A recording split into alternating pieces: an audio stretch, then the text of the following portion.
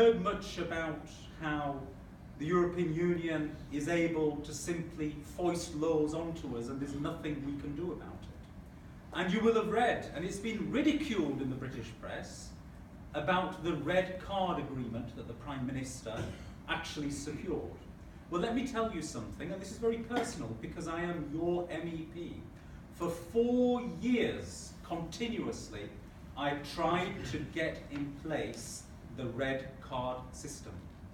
And I was told, no, no, no, no. The Prime Minister has delivered it.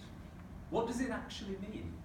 On the face of it, you've been told that you need 55% of parliaments in order for the European Commission to be told that you cannot go any further with this particular proposal. But that's the only bit of it that you've been told in the press.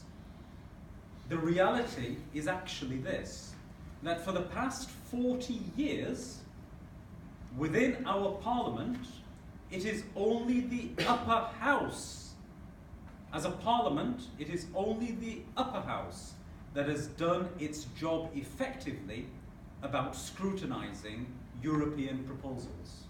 The House of Commons committee that is duty-bound to do this job has not done its role.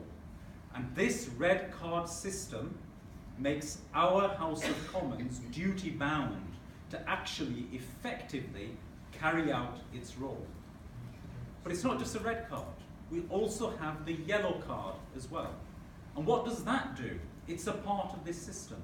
So if our House of Commons committee actually does what it should have been doing for the last 4 decades, it is in a position to flag up to the European Commission the areas of concerns that it has. And if the European Commission does not put those areas of concern right, you then move on to the red card thereafter.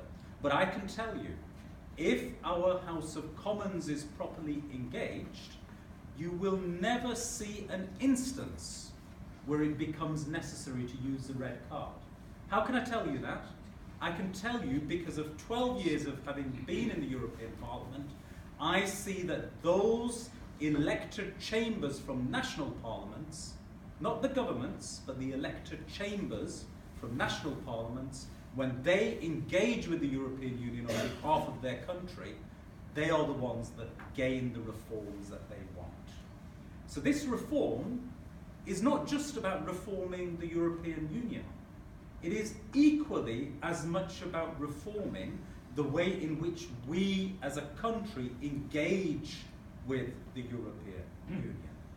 These are points that you just simply will not be told. And as I say, it's in the detail. I hear about SMEs and how it's the large corporates who are controlling the agenda. Let me tell you, first of all, about SMEs, you will be told in this debate time and time again that our regulations apply to all SMEs, come what may. No, that is not the case. And I know it is not the case because I pushed through the European Parliament provisions that now make sure that the European Commission has to come and appear before my committee and justify why SMEs should be within any particular proposals they are putting forward before they put them forward. That is a complete reversal of the situation that we had before, where they did apply automatically. It is no longer the case. James, I'm going to wind up now, and very quickly just simply say this. Thank you, thank you. I asked myself, whose interest is it for us to leave the European Union? It's a very difficult question to answer, but give it some thought. Will the European Union be weaker or stronger if we left? It will be weaker. Is it in our interest to weaken the European Union? No, it isn't.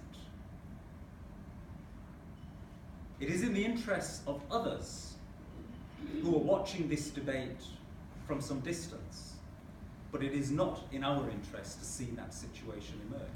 And we as a country, ultimately, our future is in leadership. And this is one further platform that allows us to project ourselves. Don't throw it away give it up without giving it full consideration. Thank you very much.